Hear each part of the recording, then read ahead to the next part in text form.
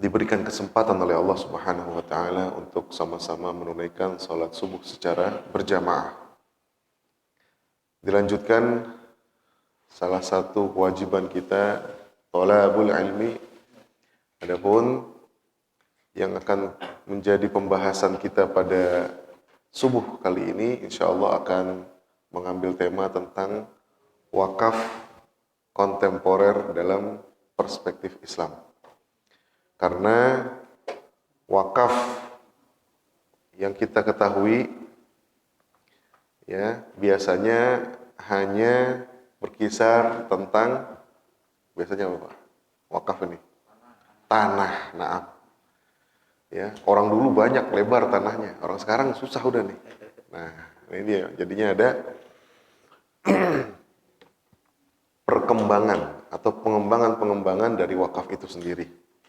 Selain itu juga ternyata wakaf ya itu kalau di di dalam lembaga kerennya ya, nama kerennya gitu ya. Salah satu dari namanya Islamic Social Finance. Ya. Salah satu instrumen keuangan sosial. Ya. Yang kita tahu kan biasanya ada yang namanya zakat. Ada yang namanya infak. Ada yang namanya sedekah. Gitu Pak ya. Zakat udah pernah kita bahas. Ya, bulan Ramadan yang lalu udah pernah kita bahas. Ya, sekarang kita membahas instrumen-instrumen yang lain. Ya, di luar zakat. Kalau dikatakan zakat sendiri itu adalah terbatas. Ya. Mulai dari orang yang memberikan zakat itu terbatas, Pak. Enggak semua orang bisa berzakat.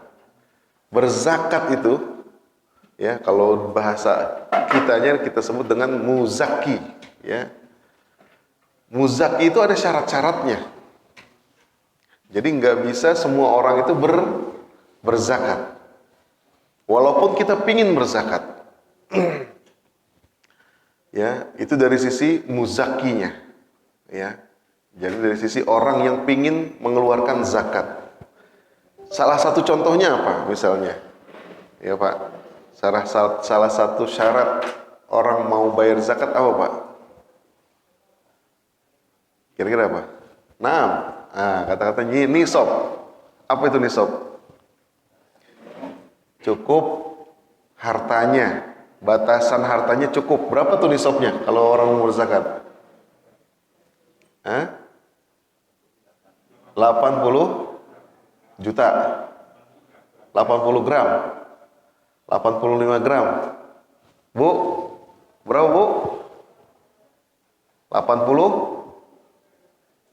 85 gram emas, ya. Jadi nilainya yang setara itu tinggal dikalikan berapa.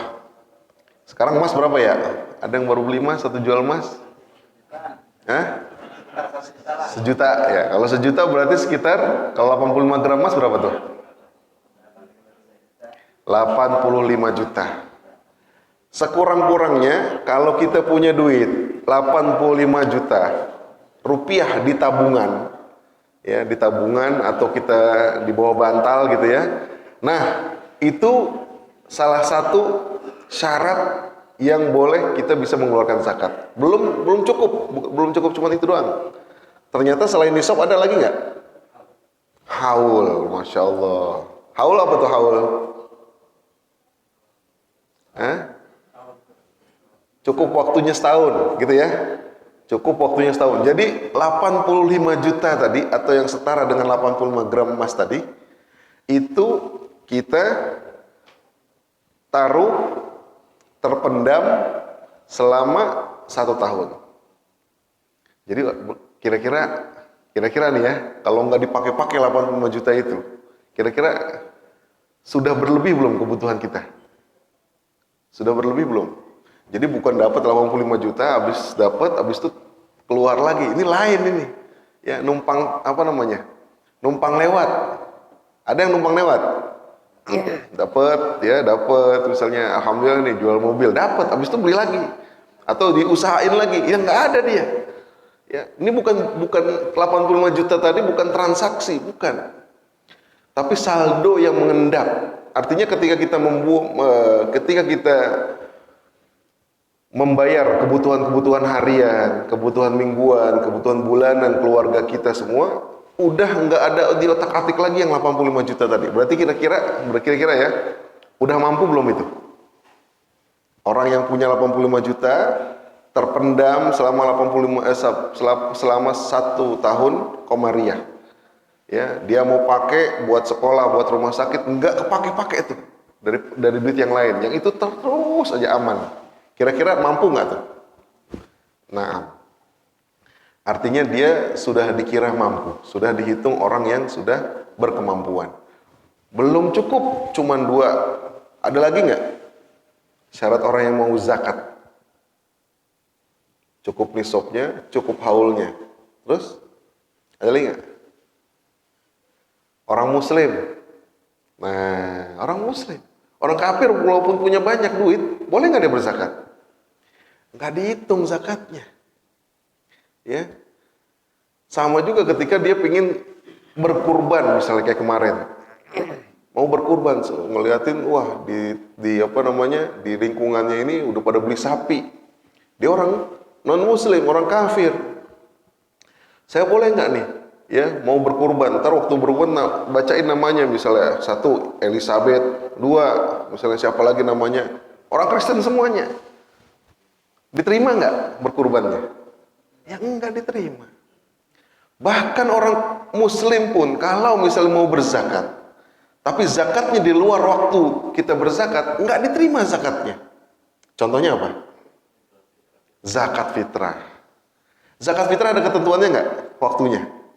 Kapan? Ramadan saja. Sampai kapan? Sampai tampil khutbah. Ya, artinya ntar, gitu, biasa gitu ya. Ntar biasanya malam terakhir aja mantep dah, ya banyak nih pahalanya. Lupaan, udah pas besok subuh ini hari terakhir nih, iya dah ntar anda bawa duitnya. Jadi mau ke masjid tuh, ya mau dikasih, ternyata nggak ada lagi panitianya, ya panitia pulang kampung. Nah mau kasih ke siapa? Padahal zakat fitrah itu adalah wajib. Ya kepada siapa? Kepada kepala keluarga dan semua orang yang di bawahnya, yang ditanggungnya. Akhirnya entar aja dah, kalau udah panitianya pulang kampung, diterima nggak zakat fitrahnya? Dalam hadis jelas, bukan dikatakan zakat fitrah, tetapi dikatakan sedekah jadinya. Artinya kewajiban zakatnya tidak ditunaikan.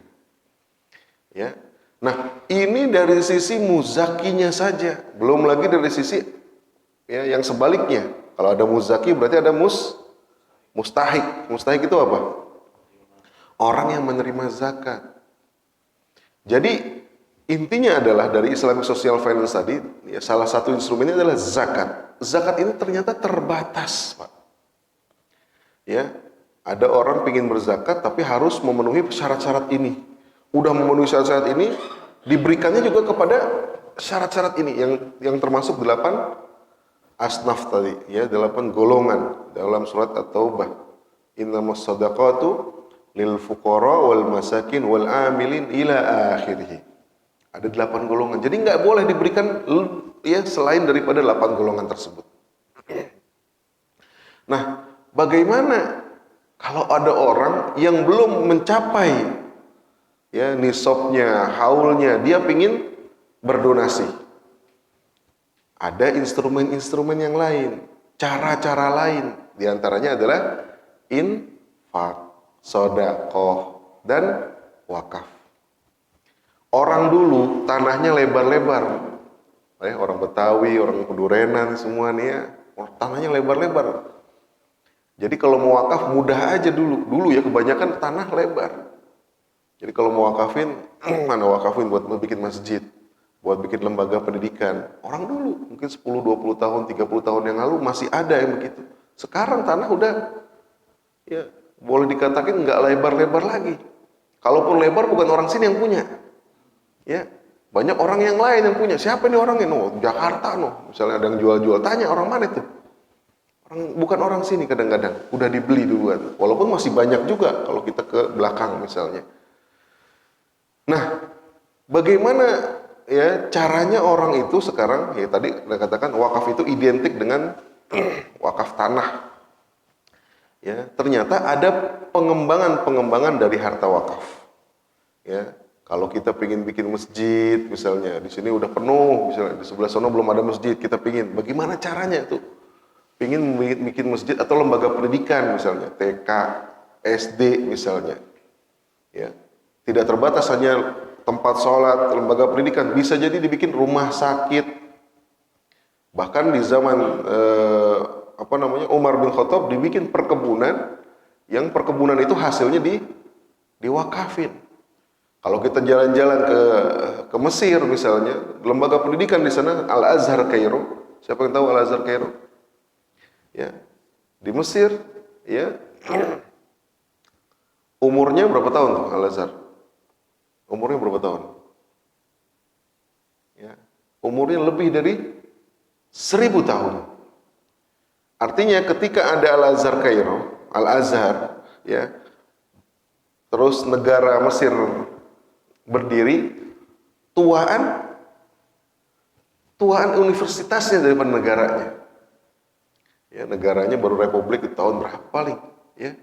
Ya nggak lama dari sebelum kita merdeka, baru-baru aja.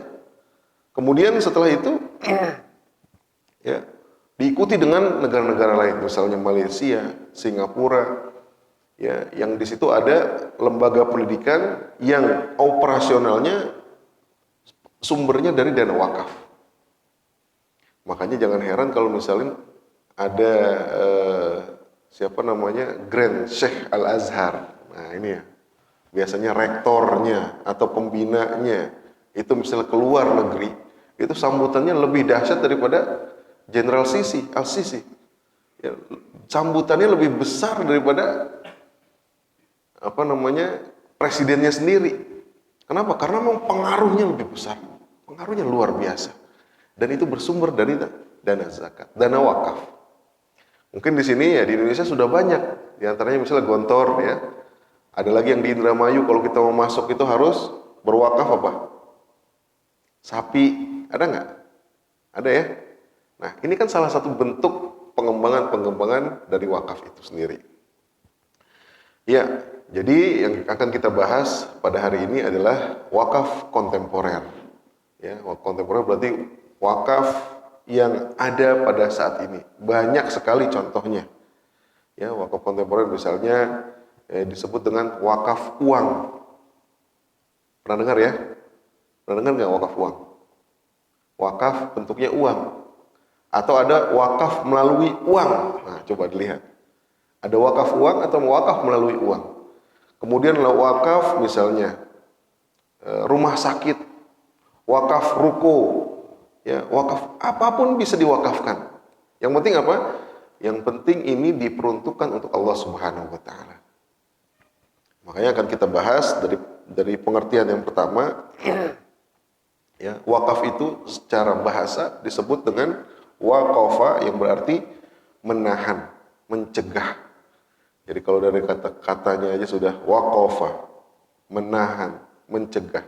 Artinya ketika kita berikan harta wakaf itu, sudah tidak lagi kita boleh jual belikan, diwariskan, dihibahkan. Itu syaratnya. Jadi kalau sudah kita wakafkan, ya, ini kadang-kadang bapaknya paham. Cuman kadang-kadang anaknya kagak diajarin, dia kagak paham. Udah diwakafin sama bapaknya tanahnya nih misalnya nih, ya. Habis itu enggak, ya. Misalnya enggak dicatat ya, biasanya ini masalah nih, enggak diikrarkan, namanya akte ikrar wakaf, AIW, akte ikrar wakaf. Jadi ada sebidang tanah di daerah tertentu, ya, ini akan saya wakafkan untuk kepentingan kaum muslimin. Mau dibuat masjid, dan dibuat tahfizul Quran misalnya. Sudah diakadkan oleh orang tuanya. Ya. Tapi Tapi orang tuanya kemudian misalnya nggak ada umur, ya, kemudian anaknya yang mengelolanya. Ketika dibagi-bagikan warisannya, ini di akhirnya termasuk harta yang diwariskan. Nah, loh, gimana tuh jadinya? Ya, ini yang sering terjadi. Karenanya kalau kita memang sudah berniat untuk wakaf, artinya itu harus dicatatkan. Ngurusin wakaf di mana? Ada yang pernah ngurusin wakaf? Di KUA, betul nggak? Di KUA. Jadi kita datang ke KUA, kemudian membicarakan bahwa kita mau mewakafkan tanah atau sebidang tanah. Ya, nanti di KUA akan dicatat, oke, tanah yang mana Pak? Siapa yang pengelolanya Pak? Nazir wakafnya siapa? Ya, kemudian nanti akan diketahui oleh petugas KUA tadi. Dokumen tersebut kita bawa ke BPN. BPN punya sertifikat, ya, sertifikat hak milik. Milik misalnya tadi yang pertama, milik misalnya Bapak Ahmad. Karena ada akta ikrar wakaf ini, Pak Ahmad memberikan harta wakaf ini kepada nazir wakaf, misalnya kita sebut, ya, Hasanah misalnya. Memberikan wakaf ini sebagai pengolahnya adalah Hasanah. Maka Hasanah yang ditunjuk menjadi pengelola harta wakaf tersebut. Kalau sudah ada, berarti nanti BPN-nya berubah. Ya, bukan sertifikat hak milik lagi, tapi sertifikat tanah wakaf. Siapa di situ pengelolanya dijelaskan. Nah, itu baru aman. Artinya menjaga keikhlasan dari orang yang berwakaf. Ya, keseringan daripada kita karena nggak dicatatkan, ya, kemudian dilihat, wah ini tanahnya ternyata bernilai tinggi nih. Dulu enggak, kampung. Ya, misalnya dulu harganya masih puluhan ribu, masih 100.000, 200.000. Sekarang udah 1 juta, 2 juta. Wah, ngiler juga nih kadang-kadang orang tua anak-anaknya. Nggak jadi dah. Ya, nggak jadi diwakafin dah. Kagak boleh. Yang namanya sudah diwakafkan, maka dia sudah harus, ya, diberikan untuk Allah Subhanahu wa taala. Tapi menurut bahasa menahan satu benda yang kekal zatnya, ya, tidak dijual belikan, tidak diwariskan, tidak diberikan, nggak boleh dihibahkan, untuk diambil manfaatnya, ya, untuk kebaikan Islam dan kemajuan Islam. Ya, boleh nggak harta wakaf diberikan kepada orang kafir? Yang kagak boleh, karena ini adalah untuk kemajuan dan kebaikan Islam. Makanya biasanya ada, kalau Al-Quran itu terlihat, ya, waqfu lillah, wakaf untuk Allah, wakaf untuk Allah. Apakah ini adalah untuk Allah kita berikan benar-benar biar Allah yang menggunakan? Bukan. Ya, artinya kebaikan-kebaikan ini hanya untuk orang Islam saja, maksudnya seperti itu. Landasan hukumnya apa? Al-Hajj 77, Al-Imran 92, dan Al-Baqarah 267. Banyak, ya. Waf'alul khaira la'allakum tuflihun, dan berbuatlah kebaikan agar kamu beruntung. Lan tanalul birra hatta tunfiqu mimma tuhibbun. Kamu sekali-kali tidak akan sampai pada kebajikan yang sempurna sebelum menafkahkan apa harta-harta yang kamu cintai. Kemudian di dalam hadis juga jelas, ya, idza mata ibnu adam in qata'a amaluhu illa min salas. Ya, kalau anak Adam, kalau manusia meninggal akan terputus amal-amalannya kecuali yang 3. Apa lagi yang 3?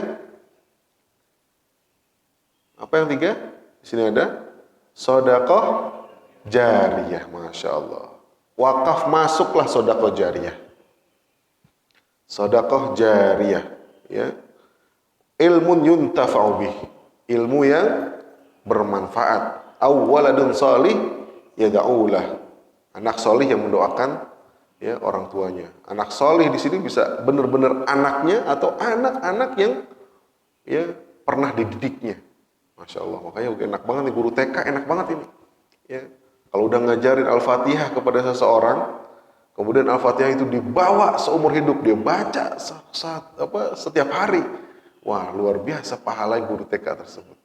Ya, makanya jangan kalah orang tua ngajarin Al-Fatihah, jangan guru TK duluan yang ngajarin dia. Sebelum dia TK udah kita ajarin duluan supaya apa? Pahalanya supaya ke orang tuanya. Begitu. Al-Fatihah sekurang-kurangnya. Ya kalau bisa lakukan sholat ya, yang benar, sholat yang benar, kita contohin, kita ajarin, kita paksain, kita dengerin.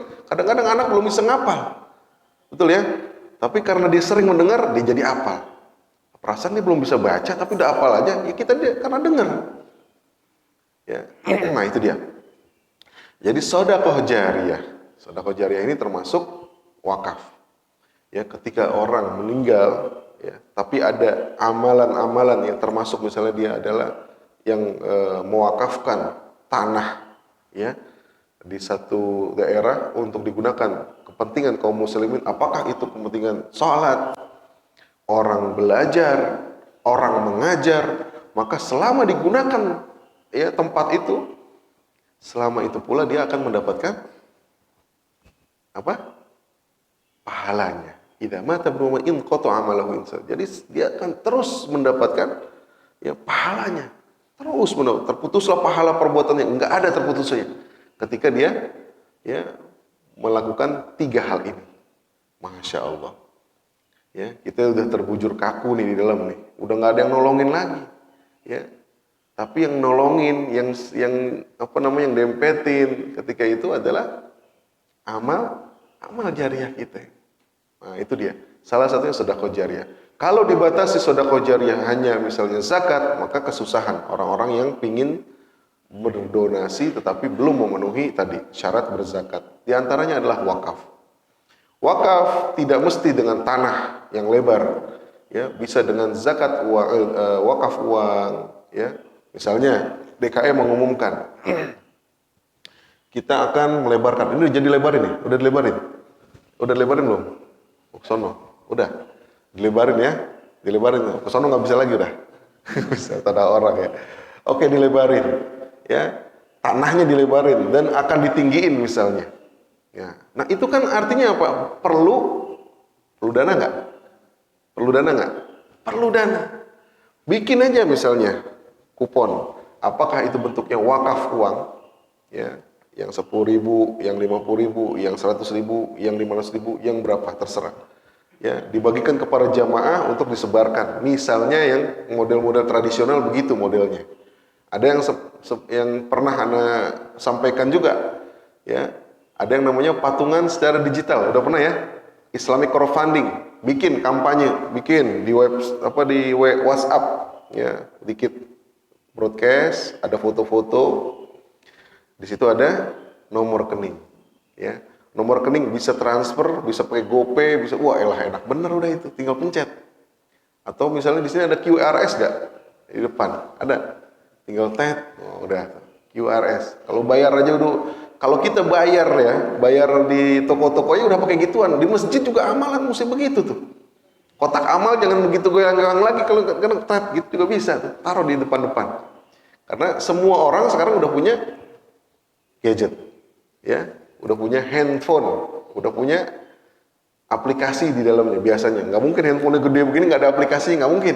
Kecuali handphonenya kecil, yang bisa WA doang, yang bisa SMS doang sama nelfon. Jadi handphone yang udah tinggi-tinggi begini biasanya dia udah ada aplikasi-aplikasinya. Nah itu kita manfaatin. Jangan mereka cuma bisa beli online, ya, beli online mau jago banget dah. Giliran suruh berdonasi deh kagak mau. Nah ini harus dibiasakan, harus dikampanyekan. Nah ini salah satunya adalah dengan wakaf uang. Ya, sekali lagi misalnya di tanah sebelah, ya, tanah sebelah misalnya nilainya misalnya gitu, 100 juta misalnya. Ya, siapa yang punya uang 100 juta di kalangan kita? Agak susah. Tapi kalau disebar kepada jamaah, kemudian jamaah juga akan mencari lagi kepada rekanannya, ya, atau lembaga-lembaganya, maka ini akan menjadi lebih mudah. Ya, itu namanya Islamic crowdfunding, patungan secara berjamaah, secara digital. Ya, ini bisa kita forward ke teman-teman lagi, ya, yang pernah datang ke sini. Ini masjid Ana lagi bangun ini. Ayo akhi, amal jariyah, sedekah jariyah, ya akhi. Masya Allah. Ini akan lebih memungkinkan cepat ya terkumpulnya daripada kita menunggu satu orang yang akan membebaskan tanah tersebut. Ya, kalau itu memang tanah yang belum dibebaskan. Ya. Nah, jadi wakaf uang ini ya, salah satu bentuk dari wakaf kontemporer. Tapi kemudian apa sih rukunnya? Rukun-rukun zakat, rukun-rukun wakaf. Sama dengan rukun zakat. Sama. Ada orang yang berakad. Berarti di situ ada orang yang punya tanah wakaf. Betul ya? Disebut wakif, pihak yang berwakaf. Ada orang yang menerima tanah wakaf, disebut nazir di sini ya, nazir wakaf. Tentunya harus ada orang yang berakad dan harus ada tanahnya, kan yang paling mudah itu. Ya harus ada tanahnya, hartanya apa? Ya, kalau dalam bentuk tanah ya tanah hartanya. Ya, tanah, kalau tanah berarti harus ada sertifikatnya, jangan bodong, repot. Serahin tapi nggak ada statusnya. Ya, statusnya bodong. Lah, ntar habis dibangun masjid ya dibubarin. Ada banyak di Bogor nih, ya. Di Megamendung tuh tanah negara. Ya, dibuatin pesantren. Ada masjid di situ. Ya, aturannya memang nggak boleh dibuat apa namanya ini bangunan yang permanen. Ya, akhirnya dibuat bangunan permanen dan beberapa kasus ya akhirnya disuruh robohin. Coba bayangin, kan sayang. Ya, enggak apa-apa. Kalau buat masjid mah kagak apa-apa. Ternyata sama aja kalau orangnya keras. Coba aja ke Sentul. Mau masjid kayak di bulldozer juga itu. Kenapa? Karena ya pemiliknya orang Sentul City itu orang apa tuh? Orang Cina, orang Muslim, orang kafir. Dia nggak peduli, ya nggak peduli. Nah jadi harus betul-betul kita lihat kalau di sini tanah garapan, oke, ini tanah pemerintah boleh dibangun, tetapi hanya yang setengah permanen. Nah, kita bikin setengah permanen. Tapi kalau ini sertifikat yang sudah menjadi hak milik, nah ini harus bisa nggak ada masalah mestinya. Kemudian apa lagi? Ya, yang paling mudah orang yang berwakaf, orang yang menerima wakaf, harta wakafnya, akadnya harus jelas. Di sini ada sigot, ya, ada sigotnya, dan tujuan berwakaf. Ya, tujuan harus ada tujuannya. Tujuannya apa tadi? Untuk kebaikan. Ada juga tujuannya ini adalah misalnya, ya, seperti status hadis yang meriwayatkan tentang Umar bin Khattab ketika mendapatkan tanah dan perkebunan di Khaybar. Ya, OKB nih, orang kaya baru. Umar dapat harta, ghanimah. Ya, setelah menaklukkan Khaybar, para sahabat mendapatkan ghanimah. Di antaranya apa? Di antaranya adalah perkebunan. Perkebunan di sana subur luar biasa. Ya, Khaybar terkenal dengan perkebunan kurmanya. Bayangin, ya nggak punya kebun kurma, tahu punya, wah bingung mau diapain ini. Apalagi pernah dalam satu riwayat Umar bin Khattab ini, ya yang biasanya sholatnya di awal waktu gitu ya sekali-sekali waktu dia pingin ikutan panen raya. Panen rayanya besar pak. Ada yang pernah ngitungin nggak satu pohon itu berapa kilo kalau lagi panen? Kurma itu mirip-mirip dengan pohon apa? Kayak palem itu, kayak sawit, betul ya? Kayak sawit. Ada yang pernah ngitungin kalau sawit satu gelondongan itu berapa kilo? Yang kalau orang masukin ke truk itu, pernah nggak ngeliat? Pernah nggak ngeliat? Pernah ya? Berapa kilo tuh? 20 mah nggak nyantai gini pak. Aduh, berdua sampai 70 sampai 100 kilo. Ada yang sebesar itu, satu gelondongan gitu. Ya rata-rata 50 kiloan. Ya, kalau ya pernah ada yang menghitung, ya perkebunan di Khaybar satu pohon itu bisa mencapai 70 sampai 100 kilo. Kurma basah. Kurma basah. Satu pohon. Ya. Yang dimiliki oleh Umar itu berhektar-hektar. Kalau 1000 pohon aja udah berapa tuh? 1000 pohon kali taruh aja misalnya 50 kilo aja. Udah berapa tuh? Berapa ton? Berapa kilo? Kita ngitung-ngitung ini aja, kasar aja. Kalau 50 kilo satu pohon, ya, berarti 50.000 kilo. Berapa ton tuh? 50 ton Pak ya? 50 ton. 1 kilo, ada yang pernah beli kurma?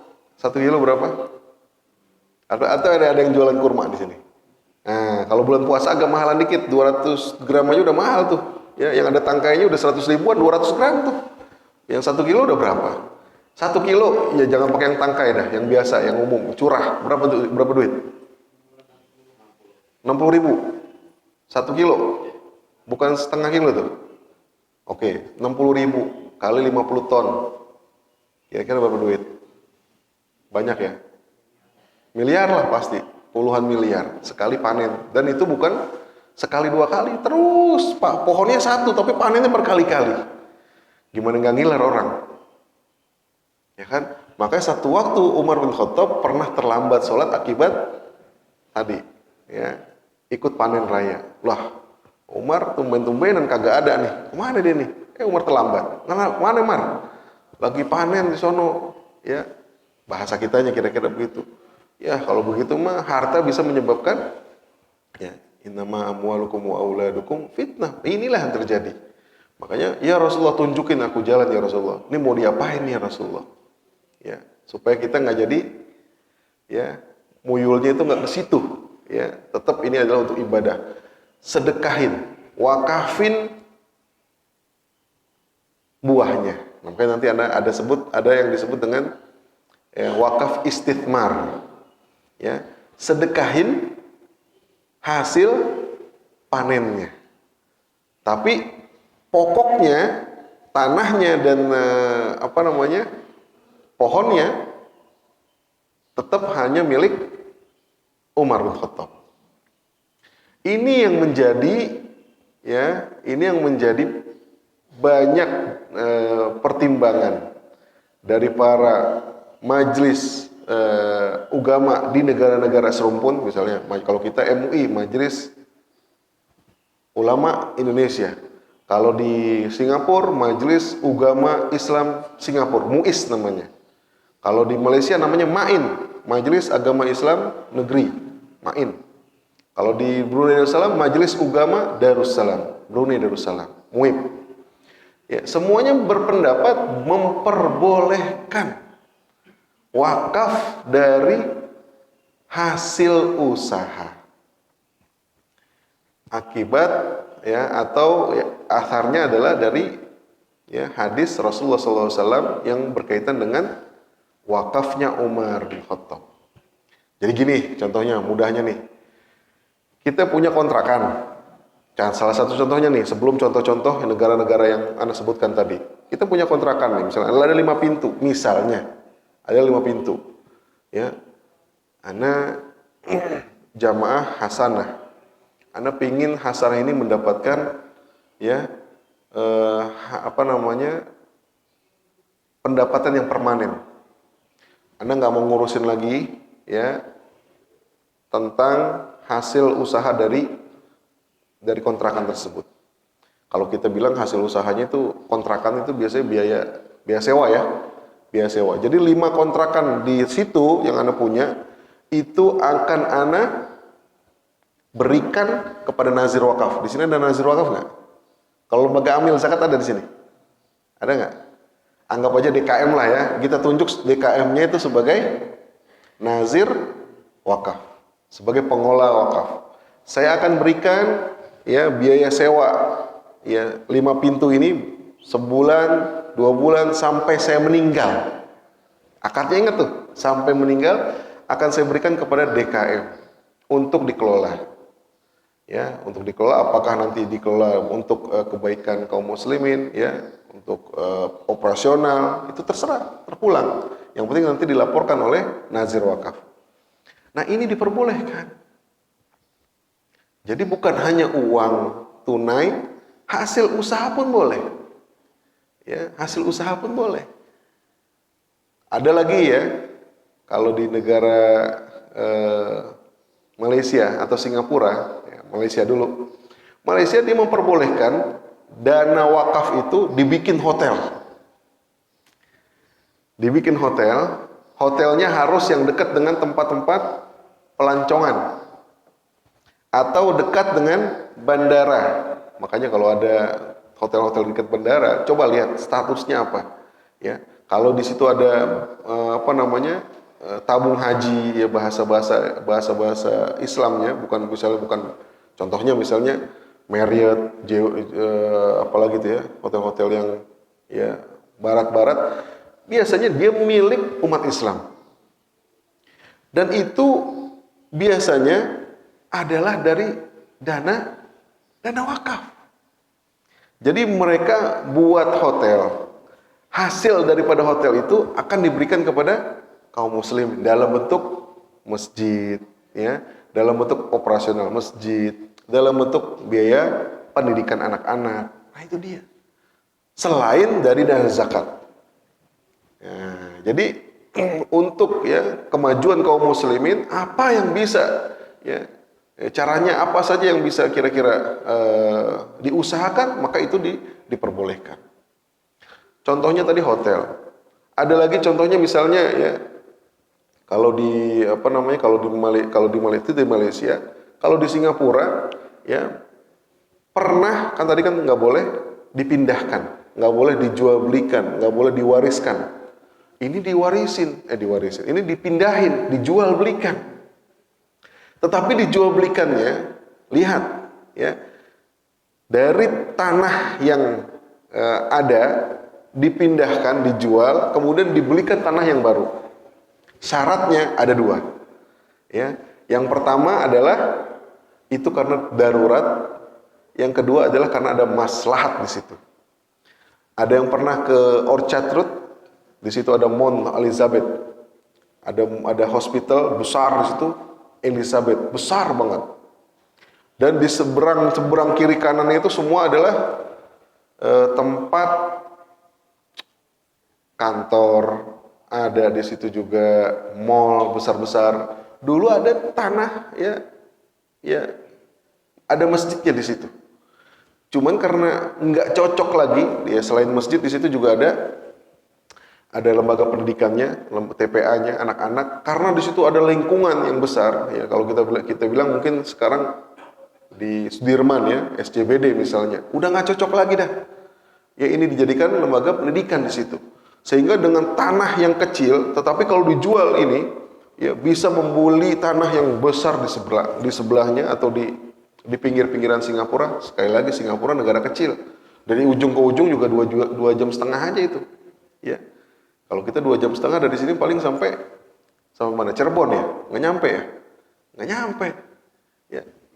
Dari ujung timur sampai barat nggak nyampe 2 jam setengah. Kalau kita naik mobil, udah ujung lagi. Lah bosan banget itu kalau di sono. Artinya, ketika dia menjual tanah di pusat kota, dia beli di pinggiran kota. Ya, walaupun di pinggiran kota, tapi bukan pinggiran kota lagi, pinggiran negara kita bilang ya, di pinggiran negara. Tetapi jaraknya nggak begitu jauh. Dan bisa membangun lebih luas lagi. Tanahnya lebih luas, masjidnya lebih nyaman, dan anak-anak di situ lebih nyaman untuk melakukan kegiatan belajar dan mengajar. Nggak terganggu lagi dengan mobil, aktivitas bisnis, dan lain-lain. Nah, boleh dengan 2 syarat tadi. Yang pertama adalah darurat, ya di situ memang tidak bisa lagi, nggak mungkin lagi, dan yang kedua adalah maslahat yang lebih besar. Ya, contohnya kita kalau mau jual tanah boleh nggak? Jangan. Biasa orang dulu bilang, ya kalau mau jual tanah boleh jual tanah, tapi beli yang lebih gedean. Nah, yang lebih gedean, yang lebih bagus. Nggak apa-apa jual yang di kampung-kampung, beli yang gedean di tengah-tengah biar kita bisa kita lihat. Baik, itu rukunnya ya. Jadi tujuannya tadi kita baru sampai tujuan, ya.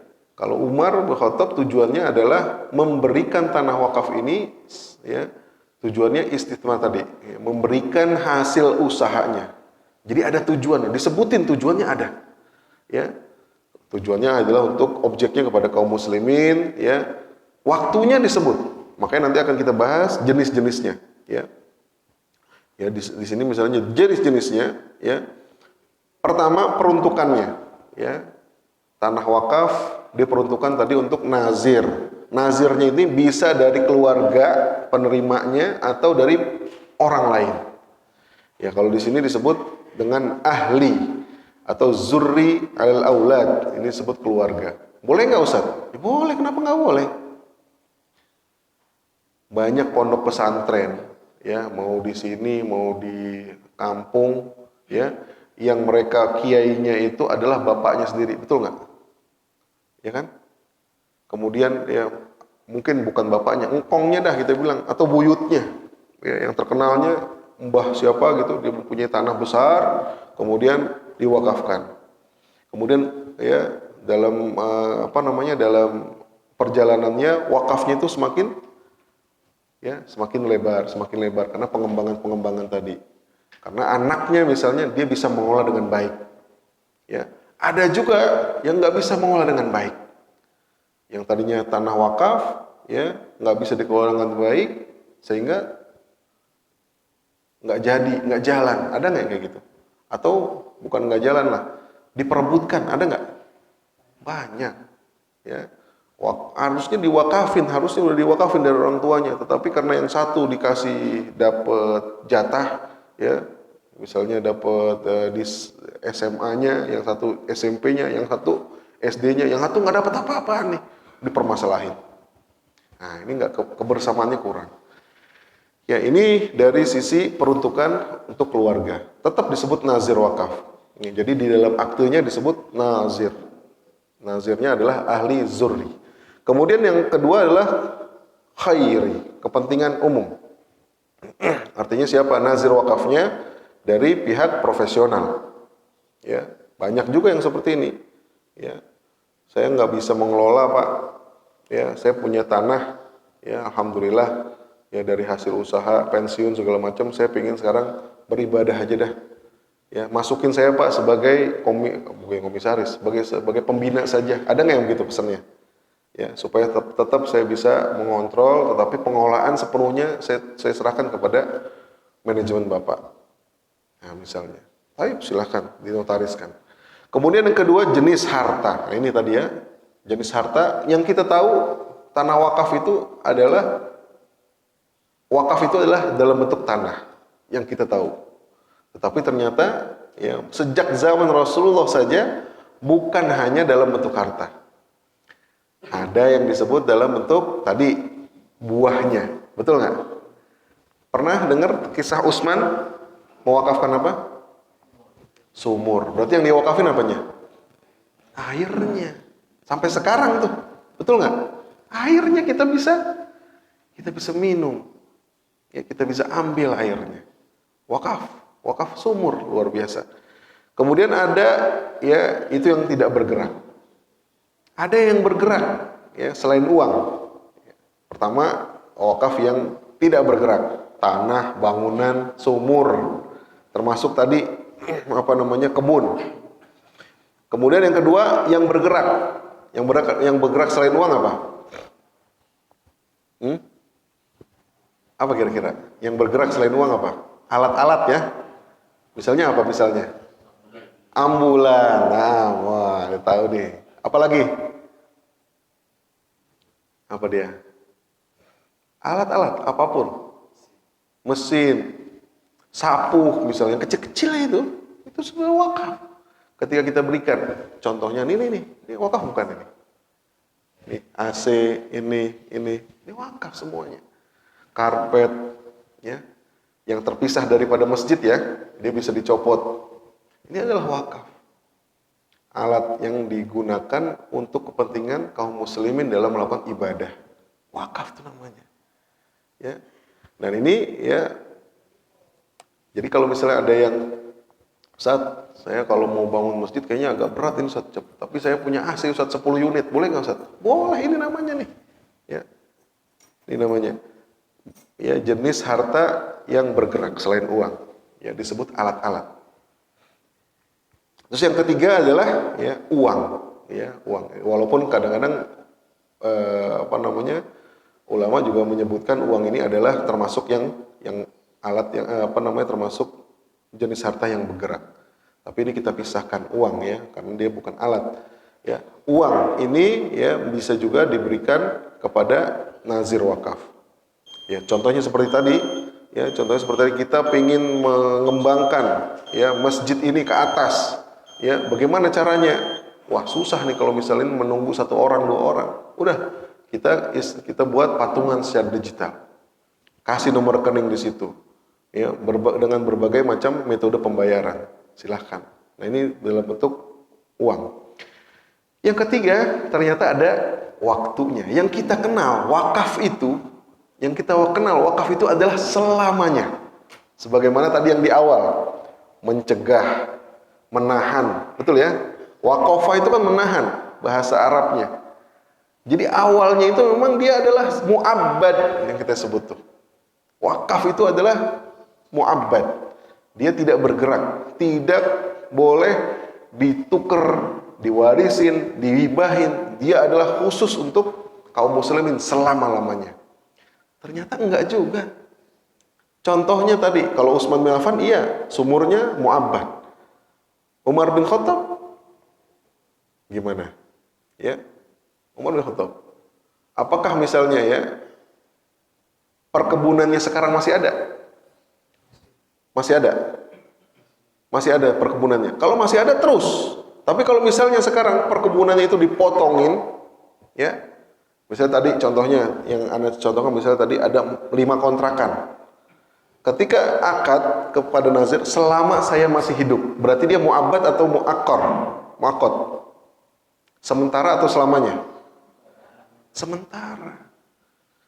Selama saya masih hidup, saya membuat ikrar wakaf kepada nazir wakaf masjid DKM. Selama saya hidup, 5 kontrakan di pintu itu, 5 pintu di kontrakan itu akan saya wakafkan untuk DKM, kepentingan kaum muslimin. Selama masih hidup. Berarti ini adalah sementara. Boleh nggak? Boleh. Ya. Contohnya tadi, misalnya di Malaysia ada hotel, ya. Di Al-Azhar ada universitas, ya. Nah, itu boleh saja. Ya, tinggal dijelaskan di dalam akadnya. Jangan sampai nanti ketika yang bersangkutan ya dipanggil oleh Allah Subhanahu wa taala ini menjadi masalah dengan ahli warisnya. Tapi kemudian penggunaannya ya jenis dari penggunaannya dibedakan menjadi 2. Yang pertama adalah ubasyir atau akar. Ubasyir langsung ya atau istismar tadi. Jadi ada yang kita ya penggunaannya itu langsung diberikan. Misalnya tadi datang ke masjid, datang ke DKM, ya saya punya uang, saya berikan uang ini untuk kepentingan masjid langsung. Atau belum ada masjid sama sekali, ya di sini ada tanah punya kita. Saya berikan tanah ini untuk dijadikan masjid langsung. Ada yang istismar, nggak langsung. Ada wasilahnya. Contohnya tadi, wasilahnya adalah kontrakan.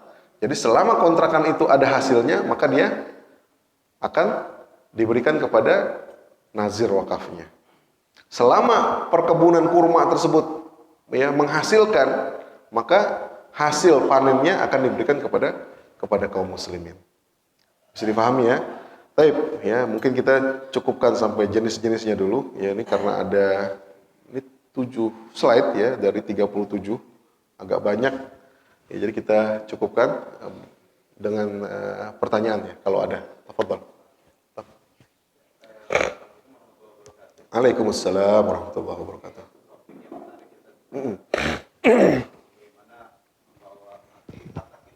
Masya Allah. Ya.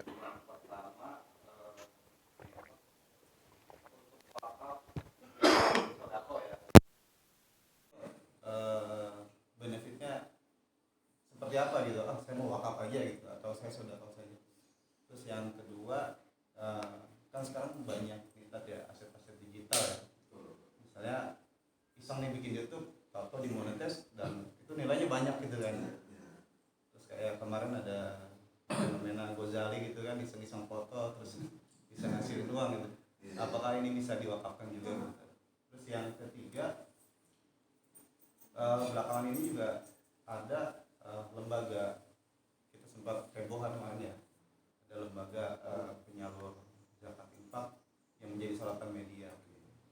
Itu bagaimana cara kita pilih lembaga yang baik?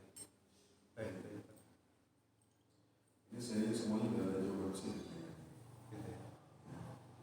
Ini yang pertama ya, ini contoh-contoh ya, contoh-contoh di luar negeri. Yang terakhir ACT, ACT juga ada yang hapus. Jadi yang pertama ya, tentu pahalanya ya, sedekah itu yang disebut dengan sedekah jariyah. Tadi kan ya, yang meminta hobi awal besar ya daulah. Pahalanya itu berterusan. Luar biasa. Di saat tidak ada lagi amalan yang bisa kita kerjakan, ada yang bisa ngerjain di dalam kubur? Ya, nggak ada. Terputus, memang betul-betul terputus. Tetapi dia terus mengalir. Ya, kalau kita dulu ya ingat ada yang main Mario Bros gitu ya, ada koin, kling kling kling kling kling kling gitu. Jadi walaupun kita terbaring, terbujur kaku, tetapi masya Allah doa anak-anaknya ya menyebabkan dia yang mendapatkan ya kesegaran, bahasanya gitu ya. Mendapatkan raudhah min riyadil jannah walaupun di tempat yang sempit. Makanya kita berdoa wasi' mudkhalahu. Betul ya? Ya, perluaskan ya tempatnya. Artinya apa sebetulnya? Ya, walaupun di dalam kubur sempit, gelap, ya, binatang, itu kan bayangan kita. Tapi secara alam barzah, secara ghaib, ya, sebetulnya kita sudah mendapatkan kenikmatan-kenikmatan. Ada yang namanya deposit. Orang ya, deposit. Contohnya nggak usah jauh-jauh dah. Ya, kita masih hidup. Kadang-kadang kalau mimpi, ada mimpi enak, bener nggak? Iya nggak? Walaupun kita mimpi itu, pada kita bangun, wah enak banget tadi mimpi ya. Perasaan menjadi bahagia. Itu masih hidup. Ya, apalagi yang sudah meninggal, kita wallahu alam kita nggak bisa membayangkan. Fala ta'lamu nafsum ma ukhfiya lahum min qurrati a'yun jazaa'an bima kanu ya'malun. Ketika Allah Subhanahu wa taala menggambarkan nikmat surga dalam surah As-Sajdah ayat 17. Fala ta'lamu nafsum ma ukhfiya lahum min qurrati a'yun jazaa'an bima kanu ya'malun.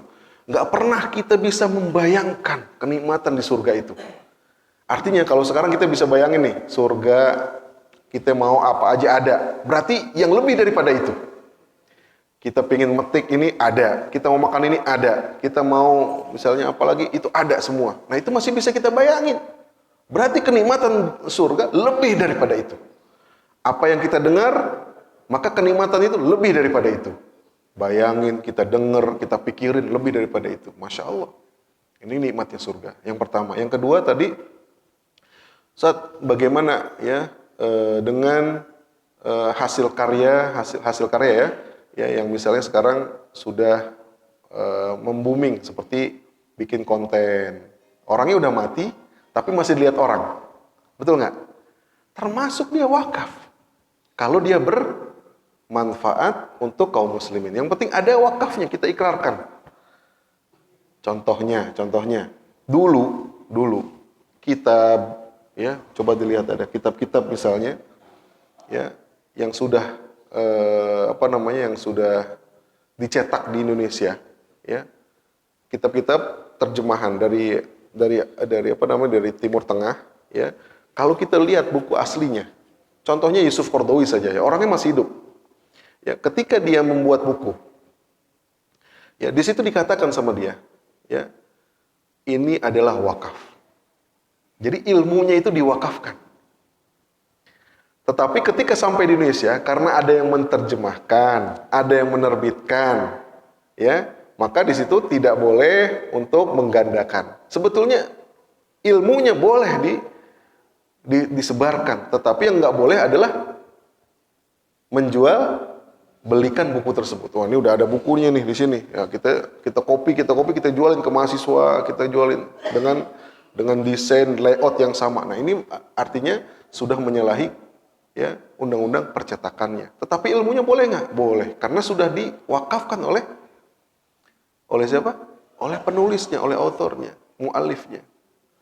Makanya kalau yang digital sekarang, coba kalau mau lihat di media sosial, buku-buku bahasa Arab itu terbas, banyak banget tuh. Ya, bisa kita download, ya, di dalam laptop kita, ya. Ada yang namanya kitab Syamilah. Maktabah Syamilah. Nah, betul ya? Itu berapa banyak itu kitab di dalam situ. Ya. Bahkan kalau kita mau kumpulin di dalam satu masjid ini semuanya, nggak bakalan kecukupan itu. Ya. Harddisk sana aja ya, baru kitab ya di sini baru berapa kitab di sini ya. Ini aja udah mulai penuh ini.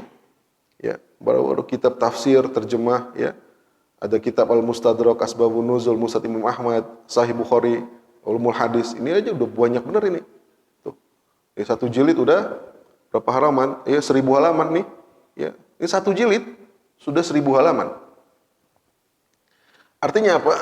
Ya, yang seperti ini akan menjadi wakaf bagi para penulisnya. Ya, selama dia tidak disebarluaskan dengan cara yang ilegal. Ya, apapun bentuknya. Ya, sekarang yang digital banyak. Tafadhol kalau menurut Anda nggak ada masalah itu bisa diikrarkan. Yang terakhir tadi tentang misalnya tadi yang dilarang, betul ya? ACT misalnya kita sebut aja gitu ya. Bukan. Misalnya ada beberapa ada beberapa yang baik sebetulnya ya di dalam ACT tersebut ya. Tetapi sekali lagi ya kalau misalnya ini sudah menjadi sudah menjadi perhatian pemerintah, walaupun itu bagus, ya sehingga sekarang kan rekeningnya dibekukan ya, ya sudah dibekukan, ya. Padahal yang Anda tahu di ACT itu ada miliaran rupiah untuk program-program kesehatan, program-program pendidikan, coba bayangin. Pernah kerjasama nggak dengan ACT? Palestina pernah kerjasama nggak dengan ACT? Biasanya masjid-masjid itu ya kalau donasi menghadirkan syekh dari dari Palestina, biasanya salah satu ya providernya adalah ACT. Kita hubungin ACT, dia akan biasanya keliling tuh ya ke seluruh wilayah. Ya, ada yang di sini, ada yang di Bekasi, ada yang di Bandung, ada yang di Jakarta, terus keliling. Biasanya Ramadan. Ya, dia menghadirkan beberapa para imam yang ada di Palestina sambil ya menggugah rasa kita ya memiliki tanah Gaza, tanah Palestina, juga menggugah kita supaya terus kita bisa berdonasi, berinfak kepada negeri-negeri Islam yang dijajah. Ya, ini bagus sekali sebetulnya ya mengajarkan kita untuk bersedekah, berinfak, berwakaf. Ya, ternyata ya Anda tidak tahu di sini ada permainan apa, desain apa ya sehingga yang seperti itu tidak dilanjutkan lagi. Baik, wallahu a'lam bishawab. Kita cukupkan ya kajian kita sampai sini, mudah-mudahan bermanfaat. Insyaallah dalam waktu yang pertemuan yang akan datang kita akan lanjutkan pembahasan tentang wakaf kontemporer ini. Jazakumullah atas itimamikum. Assalamualaikum warahmatullahi wabarakatuh.